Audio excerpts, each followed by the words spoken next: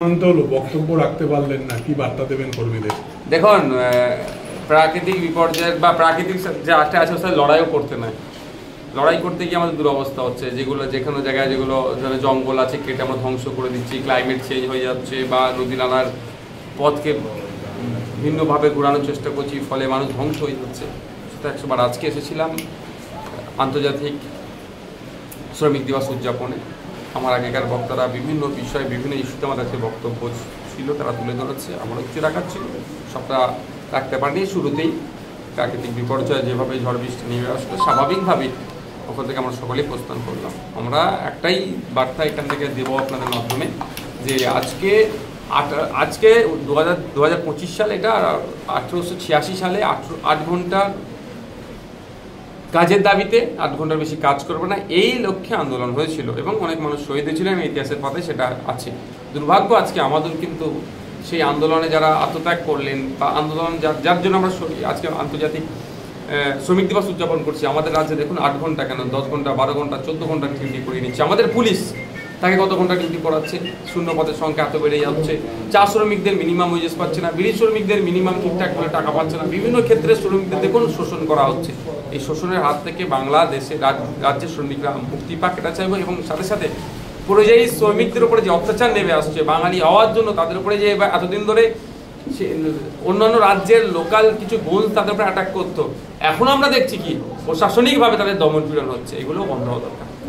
জগন্নাথ মন্দির দর্শনের দিলীপ ঘোষ, সেখানে মুখ্যমন্ত্রীর সাথে দেখা, পরবর্তীতে বিজেপি নেতারা দিলীপ ঘোষকে কটাক্ষ করছে, তার উত্তরও দিলীপ ঘোষ দিচ্ছেন একাধিক কড়া ভাষায়। কি বলবেন আপনি? আমার তো মনে হয় এটা প্রেশার পলিটিক্স হচ্ছে। আরো কিছু কারণ আছে, আমি একটাই বলবো, অনেক বলার সময় নেই এখন। প্রেশার পলিটিক্স এটা। আর আমরা বারবার বলে আসছি যে তৃণমূল আর বিজেপির যে টিকিটা যেখানে বাঁধা আছে সেটা হচ্ছে নাগপুর, সেটা আবার প্রমাণ করিয়ে দিল। দিলীপ ঘোষ কি তৃণমূলে যাবে? সেটাই বলতে পারবো না, যাবে কি যাবে না। শুভেন্দু বাবু বর্তমান যে দলে আছে, পরে দল চেঞ্জ করবেন কি করবেন না বলা মুশকিল এদের। কিন্তু আমি নিজে কনফিডেন্স আছি। আমি ইন্ডিয়ান সেকুলার ফ্রন্টের পক্ষ থেকে সংযুক্ত মোর্চার হয়ে লড়াই করেছিলাম। আমি আমার সম্পূর্ণ প্রিয়রই সংযুক্ত মোর্চা থাকবো এবং ইন্ডিয়ান সেকুলার ফ্রন্টেরই থাকবো। আপনাকে নিয়েও তো একবার এরকম রব উঠেছিল যে আপনি যাবেন। আমি তখন বলেছিলাম কি, যে মানুষ আমাকে যে ভরসা বিশ্বাস করে ভোটে জিতিয়েছে, তাদের ভরসা বিশ্বাসকে আমি কোনোভাবেই নষ্ট করতে পারবো না। দিলীপবাবু যাবেন কি যাবেন না সেটা দিলীপবাবু বলতে পারবেন। শুভেন্দুবাবু কি করবেন, ফিউচার কি, তার প্ল্যান কি আছে, শুভেন্দুবাবু বলতে পারবেন। অধীরবাবু কি করবেন, অধীরবাবুই বলতে পারবেন। আজকের দিনে কাশ্মীর নিয়ে যা পরিস্থিতি পাকিস্তানের সাথে সৃষ্টি হয়েছে, দেশের যুদ্ধ পরিস্থিতি, পাশাপাশি প্রতিবেশী দেশ বাংলাদেশের সাথেও পরিস্থিতি খারাপ, মাঝখানে চিন্ময়বাবুর জামিন হয়েছে, কি বলবেন? দেখুন, আমি আমার দেশের সার্বিক নিরাপত্তা সর্বপ্রথম আমার কাছে, তারপরে অন্য কথা হবে। কিন্তু দুর্ভাগ্য আমাদের, যেভাবে পাকিস্তান থেকে এসে নাকি পেহেলগাঁওতে অ্যাটাক করে আমাদের 27 জনকে শহীদ করে আবার পাকিস্তান ফিরে চলে গেল, তাহলে আমাদের কিন্তু প্রশ্নের সম্মুখীন হচ্ছে। তাহলে আমাদের ইন্টেলিজেন্স কি ছিল, ওখানে বিভিন্ন লেয়ারের সিকিউরিটি থাকার পরও 5 মিটার 10 মিটার ছাড়া ওখানে আর্মি থাকেন, আধা সামরিক বাহিনীরা থাকেন, তাহলে তাদের অ্যাক্টিভিটি কি ছিল, প্রশ্ন থেকে যাচ্ছে। তারপরেও বলবো, এইটা আমাদের কাছে একটা বড় চ্যালেঞ্জ। এই সন্ত্রাসবাদকে নির্মূল করতে হবে। এই চ্যালেঞ্জ ভারতবাসীর কাছে। এখানে রাজনৈতিক দল মত কে কি, তার থেকে বড় কথা আমাদের সকলকে ঐক্যবদ্ধ হয়ে সন্ত্রাসবাদকে সমূলে নির্মূল করতে হবে। সেই জন্য ভারত সরকারেরকে চূড়ান্ত পদক্ষেপ নেওয়া দরকার। যে পদক্ষেপই নেবে সন্ত্রাসবাদের বিরুদ্ধে, আমরা একজন আঞ্চলিক ছোট দল হলেও সেটা আমরা তার পাশে থাকি। বড়বাজারে আগুনে ইতিমধ্যে 14 জনের মৃত্যু হয়েছে, শুরু হয়েছে রাজনৈতিক চর্চা।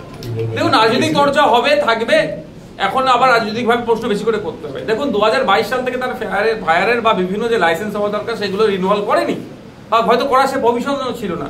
সেখানে কি করছিল, খোঁজ নিয়ে দেখুন হয়তো কিছু কিছু টাকা দিয়ে দিত, আর তুই চালিয়ে নে না, এইরকম। এখন দুর্ঘটনা ঘটে গিয়েছে, তড়িঘড়ি মালিকদের ঘরে অ্যারেস্ট করছে। কিন্তু এটা তো জবাব দিতে হবে কাকে? কারা পৌরসভাকে, কর্পোরেশনকে কারা পরিচালনা করছে, তাদের দায়িত্বটা কি? এইগুলোর জন্যই তো মানুষ ভোট দেয়। মানুষের তো যদিও ভোট নেয়নি, ভোট তো হয়েছে সবই ছাপ্পা মেরে হয়েছে, সিসিটিভি ক্যামেরাতে কাগজ চাপা দিয়ে ভোট করিয়েছে। তারপরেও এখন সার্টিফিকেট তো এদের হাতে আছে। কলকাতার কর্পোরেশনের যিনি মেয়র, তিনি কি করছেন, তাকে তো উত্তর দিতে হবে। যারা এমআইসি আছেন তাদেরকে উত্তর দিতে হবে, কেন এই ঘটনা ঘটলো। 14টি তরতাজা প্রাণ চলে গেল। দুর্ভাগ্য আমাদের, এখনো পর্যন্ত স্বীকার করলো না তাদের গাফলতি আছে, এতটুকু শব্দ স্বীকার তারা করছে না। মানে 14টি প্রাণ চলে গেলে এদের সরকারের ব্যর্থতার জন্য, কর্পোরেশনের ব্যর্থতার জন্য, কিন্তু তারা এড়িয়ে যাচ্ছেন অন্যরকম ভাবে, হ্যানভাবে তারপরে বিভিন্নভাবে ছলে কৌশলে এড়িয়ে যাওয়ার চেষ্টা করছে। মানুষ দেখুক কারা রাজ্য চালাচ্ছে, কারা কর্পোরেশন চালাচ্ছে। এদের হাতে যদি হয়, কোনোদিন দেখবেন এই রাজ্য যেভাবে কর্পোরেশনের 14 জন পুড়ে মরেছে, সারা রাজ্যের মানুষকে এমনি তো গায়ে আগুন না লাগালেও যেভাবে করছে মানুষকে এমনি জলাঞ্জলির দিকে ঠেলে দিচ্ছে। ঠিক আছে, একটা জিনিস চলছে, এটা কি ওয়েস্ট বেঙ্গলে সাফল্য পাবে, কি মনে হয় আপনার? দেখুন, আমরা তো কম বেশি ম্যাক্সিমামই ধার্মিক, ফলে আমাদেরকে ধর্মীয়, যেমন আমরা ধার্মিক, আর দুর্ভাগ্য আমাদের, আমরা ধর্মগ্রন্থ পড়ে ধার্মিক হতে পারছি না। সমস্যা হচ্ছে আমরা শুনে শুনে বা পৈতৃক হিসাবে আমরা পাচ্ছি। বাপ ছিল কোনো একটা ধর্মের অনুসারী, আমি সেই ধর্মের অনুসারী, দাদুর থেকে হয়ে হয়ে আসছে। আমি যদি ধর্মগ্রন্থ পড়ে ধার্মিক হতাম, তাহলে এই ধর্মীয় বিভাজন তুলে যে ভোটের ফায়দা নিতে চাচ্ছে, তাহলে এটা আমরা তাতে সাকসেস হতে দিতাম না। এটা হচ্ছে আমাদের সমস্যা এখানে। এখন কে কত বড় ধার্মিক তার প্রমাণের প্রতিযোগিতা চলছে। এ রাম মন্দির তৈরি করছে, তো এ আপনার জগন্নাথ ধাম তৈরি করছে। কেউ মসজিদে যাচ্ছে, তো কেউ রমজান মাসে 2টো কলা দিয়ে ইফতার করে মুসলিমদের মন পেতে চাইছে, কেউ হিন্দুদের মন পেতে চাইছে। এটা তো স্থায়ী সমাধান নয়। স্থায়ী সমাধান হচ্ছে আমি একজন নাগরিক, আমি অসুস্থ হয়েছি, আমি ট্রিটমেন্টটা বিনামূল্যে পাচ্ছি কি পাচ্ছি না, অর্থাৎ হসপিটাল যে ফ্যাসিলিটিস সেটা পাচ্ছি কি পাচ্ছে না, সেটা দেখার দরকার। আমার পরিবারের কেউ স্কুলে যাবে, ইউনিভার্সিটিতে যাবে, কলেজে যাবে, প্রপার সরকারিভাবে এডুকেশন পাচ্ছে কি পাচ্ছে না, এটা দেখার দরকার। আমি ক্ষুধার্ত, আমি খাদ্য পাচ্ছি কি পাচ্ছি না, এটা দেখার দরকার। দুর্ভাগ্য এটা আমাদের যে এই নিয়ে কোনো প্রশ্ন হচ্ছে না, এই নিয়ে কোনো আলোচনা হচ্ছে না। তুই হিন্দু, তুই মুসলমান, তুই খ্রিস্টান, তুই আদিবাসী, এটা নিয়ে বেশি চর্চা হচ্ছে। এই সুযোগটা কাজে লাগাচ্ছে ধর্মীয় ধর্মকে সামনে রেখে যারা রাজনীতি করছে এরা। ফলে কি হচ্ছে, হিন্দু খাতরে মে আয় বললো, মুসলমান খাতরে মে আয় বলেও ক্ষমতায় আসলেও না মুসলমানের লাভ হচ্ছে, না হিন্দুর লাভ হচ্ছে। লাভ হচ্ছে কারো ভাইপোর লাভ হচ্ছে, তো কারো ছেলের লাভ হচ্ছে, রাজনৈতিক কারবারিদের। 26-এ কি তাহলে জগন্নাথ বনাম রামের ভোট হবে? সেটা করার চেষ্টা করছে, কিন্তু বাংলার মানুষ বুঝুক যে কোনটা আমাদের প্রয়োজন আছে। ধর্ম, আমরা ধার্মিক মানুষ, ধর্মস্থান অবশ্যই একটা নয় 100টা হবে, কিন্তু রাষ্ট্রের দায়িত্ব কি করা? রাষ্ট্র দায়িত্ব হচ্ছে আপনার যে সাংবাদিক আছেন, অনেক ক্ষেত্রে দেখি সাংবাদিকদের নিগৃহীত শিকার হচ্ছে, মারধর করাচ্ছে, এটাকে প্রোটেক্ট করা রাষ্ট্রের দায়িত্ব। দুর্ভাগ্য আমাদের 180টা দেশের মধ্যে 159 র্যাঙ্কে আমাদের সাংবাদিক স্বাধীনতায় আমরা আছি। মানে আমরা বৃহত্তর গণতন্ত্রে বাসী, পৃথিবীর সব থেকে বড় লিখিত সংবিধান আমাদের কাছে আছে, আর আমাদের দেশের সংবিধান আমাদের দেশের সাংবাদিকরা আক্রান্ত হয়ে যাচ্ছে। এগুলো প্রোটেক্ট করার দায়িত্ব রাজ্যর, কিন্তু সেটা বাদ দিয়ে কি করছে, আরো উৎসাহ দিচ্ছে মানুষকে যাতে এইগুলো বেশি বেশি করে করে। Thank you. আপনার কি মনে হয় এটা সৌজন্যের রাজনীতি? আপনিও তো মমতা ব্যানার্জির সঙ্গে দেখা করেছেন, দিলীপ বাবুও কালকে আমন্ত্রণ পেয়ে গেছেন। দেখুন, আমি একটা কথা বলি, আমি মমতা ব্যানার্জির কাছে গিয়েছিলাম, কালীঘাটে গিয়ে তার দেখা করিনি, এটা মাথায় রাখতে হবে। আমি মমতা ব্যানার্জির কাছে গিয়েছিলাম নবান্নে, পশ্চিমবাংলার অ্যাডমিনিস্ট্রেটিভ যেখান থেকে চলে, যেখানকার প্রশাসনিক ভবনে গিয়েছিলাম আমার সমস্যা তুলে ধরার জন্য। দ্বিতীয় কথা হচ্ছে, দিলীপ বাবু ওটা গিয়েছে সৌজন্য রাজনীতিকে আমি সবসময় প্রশ্রয় দিই এবং সবসময় বলি, এটাও বলি যে সিনিয়র লিডারদের দেখুন এক ঠান্ডা করে বসে চা খাচ্ছে, আর বুথ স্তরের মানুষরা মারামারি করে হাত পা ভাঙবেন না, এটা আমি বারবার করি। এই যে দিলীপ বাবু যাওয়াতে একাধিক ইকুয়েশন আছে। একটা হচ্ছে প্রেসার পলিটিক্স। দিলীপ বাবু তার দলে দেখছিলাম ক্রমশ কোণঠাসা হয়ে যাচ্ছিল, তিনি তার দলের তার গ্রহণযোগ্যতা বাড়ানোর জন্য হতে পারে এটা গিয়েছে। হতে পারে এটা যে শুনছিলাম আবার মমতা ব্যানার্জির সাথে দিলীপ বাবুর সরাসরি একটা খুব ভালো সম্পর্ক আছে, মমতা ব্যানার্জি হয়তো মেবি তাকে সরাসরি আমন্ত্রণ করেছে, আমন্ত্রণ তিনি ফেলতে পারেননি, তিনি পৌঁছে গিয়েছেন।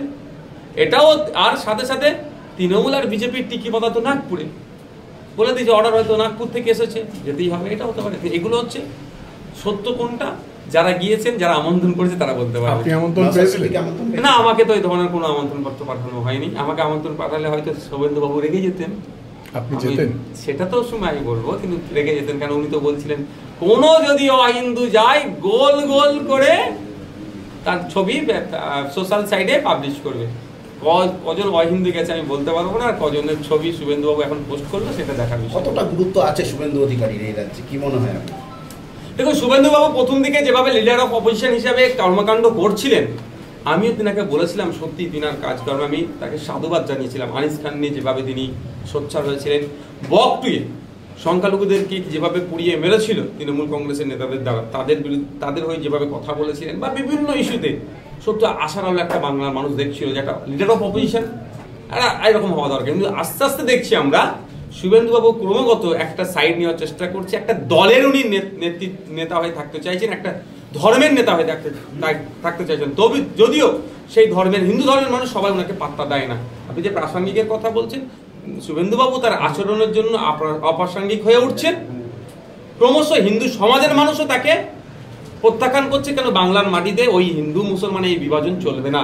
কারণ এই মাটি নজরুলের মাটি, এই মাটি রবি ঠাকুরের মাটি, এই মাটিতে হিংসা বিদ্বেষের চাষ আমরা কোনো মতেই হতে দেব না। ঠিক আছে।